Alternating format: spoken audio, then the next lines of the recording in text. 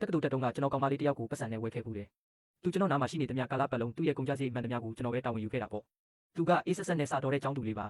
ကျွန်တော်ခေါ်လိုက်တိုင်းသူရောက်လာတတ်ပြီးတိတ်ခါရီဘေးချိတ်ထားကကျွန်တော်နားမှာ၄နှစ်တိုင်တိုင်နေပေးခဲ့တယ်နောက်ပိုင်းမှာတော့ကျွန်တော်မိသားစုစီးပွားပြက်ပြီးဒေဝါလီခံလိုက်ရတယ်ကျွန်တော်တို့လမ်းခွဲကြတဲ့အချိန်ထိသူကအေးဆက်နေလုံးပဲကျွန်တော်ကိုဆွဲထားဖို့စကားတစ်လုံးတောင်မပြောခဲ့ဘူးအဲ့ဒီနောက်မှာတော့ကျွန်တော်အကျွေးတွေဆက်ဖို့ဟိုတယ်တစ်ခုမှာစပွဲထိုးလုပ်ခဲ့ရတယ်သူကတော့အောင်မြင်တဲ့စီတယောက်ဖြစ်နေပြီနာမည်ကြီးချစ်သူတယောက်တောင်ရှိနေပြီလေသူကျွန်တော်ကိုမေးတယ်နောက်တရလားတဲ့ကျွန်တော်ကတော့မရပါဘူးလို့ပဲဖြေခဲ့တယ်ဘွဲရပြီးနှစ်တော်ကြာမှအီမလီနဲ့ဒီလိုပုံစံမျိုးနဲ့ပြန်ဆုံမယ်လို့မမျှော်လင့်ထားခဲ့ဘူးဟိုတယ်အဲ့ကျိုကောင်တာမှာကျွန်တော်ခေါင်းငုံထားခဲ့မိတယ်သူကျွန်တော်မျက်နှာကိုမြင်သွားမှကြောက်လို့ပါအီမလီဘာလို့အဲ့ဒီမှာရက်နေတာလဲဌာနမှုတုံကဝိုင်တစ်တာတစ်လုံးကိုညွန်ပြရင်းပြုံးပြီးပြောတယ်ဒီဝိုင်တွေကိုစားတော့ပွဲခံပါတဲ့အထိကူတယ်ပေးပါဦးကျွန်တော်ချက်ချင်းပဲသဘောတူလိုက်ပြီးဝိုင်တွေကိုအမြန်တည်ပြီးထွက်လာခဲ့တယ်သူကျွန်တော်ကိုမမှတ်မိပါစေနဲ့လို့ပဲဆူတောင်းနေမိတာကံကောင်းတာကမီးရောင်ကတိတ်မလင်းလာဘူးဌာနမှုတုံကတော့စကားတွေတွတ်ပြောနေပေမဲ့အီမလီကတော့ဟိုတယ်ဝင်ပေါက်ဖက်ကိုမေးကြည့်နေတော့မယ်တော်တော်ကြာမှသူသတိပြန်ဝင်လာပြီးဌာနမှုတုံပါပြောလိုက်လဲဆိုတာပြန်မေးတယ်ဌာနမှုကသူ့အကြည့်နောက်ကိုလိုက်ကြည့်ရင်အီမလီမင်းကြည့်ရတာတခုခုစိတ်ရှုပ်နေပုံပဲအတိတ်ကအကြောင်းတစ်ခုခုကိုသတိရသွားတာလားလို့မေးလိုက်တယ်အီမလီရဲ့စိတ်ထဲမှာတော့ခုနကလူရဲ့ကြောပြင်ပုံရိပ်ကပေါ်လာလိုက်ပျောက်သွားလိုက်ဖြစ်နေတယ်သူတမင်ပဲခြေလမ်းကိုနှိမ့်လိုက်တယ်ဝိုင်းတော့ပိုးတဲ့လူပြန်ထွက်မှစုံကျင်လို့ပေါ့ဟိုတယ်ထဲရောက်တဲ့အထိစောင့်ကြည့်နေပေမဲ့သူ့ကိုမတွေ့တော့ဘူးခုနကဝိုင်းတဲသွားတဲ့ဝန်ထမ်းပဲရောက်သွားပြီလေလို့ဌာနမှုတုံကမေးလိုက်တော့ကြီးကြပ်ရင်မူမိုက်လန့်သွားတယ်ချက်ကိုပြောလာတဲ့အီမလီရဲ့လက်ချောင်းလေးတွေအနှဲငယ်တုံရင်သွားတယ်ဟုတ်တယ်လို့သူဖြေလိုက်မိတယ်ထူးဆန်းတာပဲခုနတင်ဒီမှာရှိနေတာဘယ်ရောက်သွားပါလိမ့်အဲ့ဒီနာမည်ကိုကြားလိုက်ရတဲ့အခါအီမလီရဲ့မျက်နှာမူအရာဟာလုံးဝထိမရတော့ဘူးသူကသူ့ကိုအလုတ်ကနေမပြန်ခိုင်းပါနဲ့အောင်ပွဲပြီးရင်ကျမသူ့ကိုပြောစရာရှိလို့ပါလို့ဆိုလာတယ်ကြီးကြပ်ရင်မူမိုက်ကတော့အံ့ဩသွားတာပေါ့နှိမ့်ကြတဲ့ဝန်ထမ်းလေးတယောက်နဲ့အထက်တန်းလွှာဘီလီယံနာတယောက်ဘလို့များပတ်သက်နေပါလိမ့်လို့တွေးမိနေတယ်အီမလီကဆက်ပြောတယ်သူအလုတ်လောက်တာတွက်လက်တယ်လို့ထင်လို့နောက်မှခိုင်းစရာလေးရှိလို့ပါတဲ့မိုက်ကတော့ခိုင်းစရာရှိလို့ကိုလို့မှတ်ချက်ချလိုက်တယ်သူဝေါ်ကီတော်ကီကိုဖွင့်ပြီးချက်ဒီနေ့အခြေအနေတစ်ခုရှိတယ်အကြောင်းကြားစာမရမချင်းပြန်လို့မရဘူးလို့လှမ်းပြောတယ်ကျွန်တော်အိမ်သားထဲမှာပုံနေတော့မိုက်ရဲ့စကားကိုကြားတော့တစ်ခုခုမှားနေပြီဆိုတာသိလိုက်တယ်ကြီးကြပ်ရင်မူ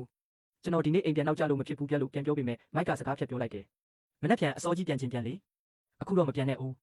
ဧည့်သည်တယောက်ကမင်းကိုအထူးတလဲတောင်းဆိုထားတာသူကငါတို့နှစ်ယောက်စလုံးပြဿနာတက်အောင်လုပ်နိုင်တဲ့လူမျိုးညင်းလို့မရဘူးကျွန်တော်ဘာမှပြန်မပြောနိုင်တော့ဘူးလက်ခထုတ်ရက်ကနီးနေပြီအမေအတွက်ဆေးဝယ်ဖို့ပတ်စံကိုကျွန်တော်စောင့်နေရတာအလုပ်မစင်းလို့ပဲဖြစ်မလဲဒါပေမဲ့ဘလို့လူကောင်ကြီးကများကျွန်တော်ကိုခေါ်ခိုင်းရတာလဲဆိုတာတွေးပြီးရင်လေးနေမိတယ်ည7 နာရီလောက်ထိကျွန်တော်စောင့်နေခဲ့တယ်ဌာနမှုတုံနဲ့တခြားလူတွေမူပြီးတက်လီကားတွေကထွက်လာတာကိုတွေ့ရပေမဲ့အီမလီကိုတော့မတွေ့မိဘူးအဲ့ခမ်းမကိုပြန်ရောက်တော့မိုက်ကကျွန်တော်ကိုသတိပေးတယ်ဘာပဲခိုင်းမိကိုမမေးပဲလှုပ်လိုက်ပါဧည့်သည်ကိုစိတ်ဆိုးအောင်လုပ်ရင်တတိကမင်းကိုအရင်ဆုံးအလုပ်ထုတ်มาတဲ့ဟိုတယ်ခန်းထဲမှာတော့အီမလီကဝိုင်းနေငယ်တောက်ထားတယ်သူကလင်းပေါက်နာမှာရက်ပြီးမြို့ပြရဲ့မီးရောင်စုံတွေကိုငေးကြည့်နေပေမဲ့သူ့အိမ်ရှိရာဘက်ကိုတော့မမြင်ရဘူးဟုတ်တာပေါ့သူ့မှာအိမ်မမရှိတော့တာလွန်ခဲ့တဲ့တစ်နှစ်ကသူကိုယ်တိုင်သူ့ဖေကိုထောင်ထဲပို့ခဲ့ပြီးကုမ္ပဏီမှာလာတောင်းကျမ်းတဲ့အမေနဲ့မောင်လေးကိုရဲစခန်းပို့ခဲ့တာလေအဲ့ဒီလိုလုပ်ခဲ့ပြီးတဲ့နောက်သူ့ရင်ထဲမှာဘာခံစားချက်မှမရှိတော့ပဲလောကကြီးတစ်ခုလုံးတိတ်ဆိတ်သွားတယ်လို့ပဲခံစားရတယ်သူငငယ်လေးကလေးကဒီအိမ်ကနေထွက်ပြေးချင်ခဲ့တာကလေးဘွားတော်ကအဖွားဖြစ်သူကတ िश ူးတွေအထက်ထပ်ပတ်ထားတဲ့တကြားခဲလေးတစ်ခဲပေးဘူးတယ်ဒါပေမဲ့သူမစားရသေးခင်မှာပဲမောင်လေးကလူယူသွားတယ်မောင်လေးကလည်းမစားဘူးညစ်ပတ်တယ်ဆိုပြီးမြေကြီးပေါ်ပစ်ချကဖဏတ်နဲ့နင်းချီပစ်ခဲ့တာအသက်9နှစ်အရွယ်မှာကျောင်းကပြန်လာရင်တမိသားစုလုံးရဲ့အဝတ်စားတွေကိုရှော့ပေးရတယ်ထမင်းဟင်းချက်ပေးရတယ်ဒါတော့မှသူ့အမေကထမင်းတွေမာတယ်ဆိုပြီးဆဲဆိုကအဖေနဲ့မောင်လေးကိုခေါ်ပြီးအပြင်မှာသွားစားခဲ့တာအသက်10နှစ်အလဲတန်းတက်တော့မောင်လေးကတပတ်ကိုမုတ်ဖိုး30ရပေမဲ့သူကတော့9ချက်ပဲရတယ်ကျောင်းကထမင်းကိုမဝယ်စားနိုင်လို့လမ်းဘေးကပေါက်စီတွေအများကြီးဝယ်ပြီးကြောပိုးအိတ်ထဲထည့်သွားခဲ့ရတယ်တက္ကသိုလ်ပထမနှစ်မှာသူလူမမြင်အောင်ပုံနေတော့သူ့မိသားစုကကျောင်းရှိအထိလာပြီးပြဿနာရှာခဲ့သေးတယ်အဲ့ဒီညကသူအဆောက်အဦခေါင်မိုးပေါ်အထိတက်သွားခဲ့မိတယ်